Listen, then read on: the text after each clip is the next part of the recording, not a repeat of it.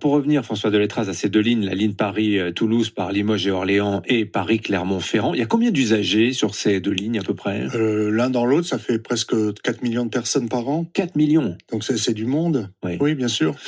Alors là, la semaine prochaine, on va visiter pour la première fois les nouvelles rames oxygène. Et évidemment, le constructeur a des mois de retard, comme pour le TGV. Donc on espère qu'avec ce nouveau matériel, ça ira un peu mieux. Mais le matériel neuf sur un réseau vieux, ça pose problème. On ne résout pas tous les problèmes. Alors, il y a un fort sentiment de relégation qui s'exprime chez les usagers de ces deux lignes. Ils disent marre d'être des citoyens de seconde zone, François Deletraz. Alors le problème est dans toute la France. Dès qu'il y a eu des lignes TGV qui ont été construites, les lignes qui desservaient les territoires ont été supprimées. Si vous prenez la ligne de l'Est, par exemple, Metz-Strasbourg, toutes les villes qui étaient sur le parcours Bar-le-Duc, Châlons-en-Champagne, etc., sont quasiment plus desservies, sauf par du TER. Oui, mais Clermont, il n'y a pas de TGV qui va à Clermont-Ferrand. Oui, sauf que pour financer le TGV, on a supprimé tout le reste, ou on a donné beaucoup moins d'argent au reste. Et donc ils sont les sacrifiés du TGV. Exactement. Il y a même des lignes entières qui ont été supprimées. Le Strasbourg-Lille, il a été carrément supprimé, alors que c'était une ligne très empruntée.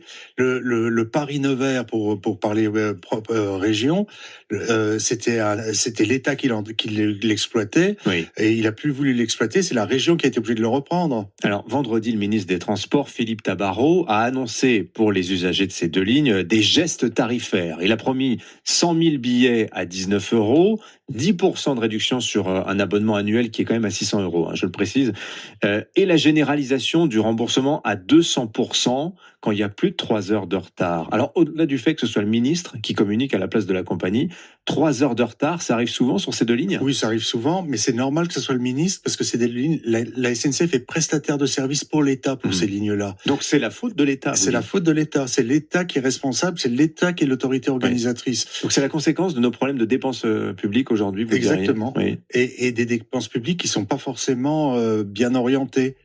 Et puis le gros problème en France, c'est que vous savez que 82% des déplacements au-delà de 100 km se font en voiture. Donc 41% en autosolisme. Le train, c'est 15%, l'avion, c'est 1%.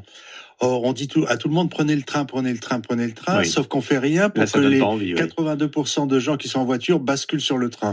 J'ai une dernière question concernant cette grève qui menace à la SNCF à partir du lundi 5 mai. C'est un autre sujet. Mais enfin bon, on sera dans une semaine de jours fériés, il y a un week-end de 4 jours, le pont du 8 mai dans cette semaine-là. C'est Sudrail qui a lancé le mouvement, la CGT s'est ralliée. Bon bref, on va... C'est un collectif de contrôleurs WhatsApp qui a lancé le mouvement. Et Sudrail s'est raccroché pour pas faire mauvaise figure. Et maintenant la CGT est le premier syndicat de la compagnie quand même. Mais bon, ils se tirent tous une balle dans le pied. Ah bon, vraiment, vous croyez? Oui, c'est inadmissible. Je veux dire, alors qu'on est en cours de discussion avec une autorité organisatrice, on dit pas je fais grève parce que je suis pas d'accord avec les discussions qu'on a en cours. On fait d'abord la discussion. Si elle aboutit pas, à ce moment-là, on intervient. Mais là, on a un vrai problème. On a un vrai problème de négociation en France de la part des syndicats. En tant que patron de la principale fédération des usagers, François Deletraz, vous leur dites quoi ce matin à ces grévistes dans 2 semaines? Je leur dis, on en a marre d'être les dindons de la farce. Il y a un moment, il faut arrêter.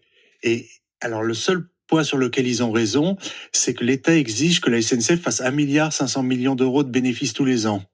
Ce 1,5 milliard d'euros, au lieu que l'État le récupère, l'État ferait mieux de le laisser à la SNCF pour faire des investissements, pour qu'il y ait plus de personnel, pour qu'il y ait des gens dans les guichets, etc.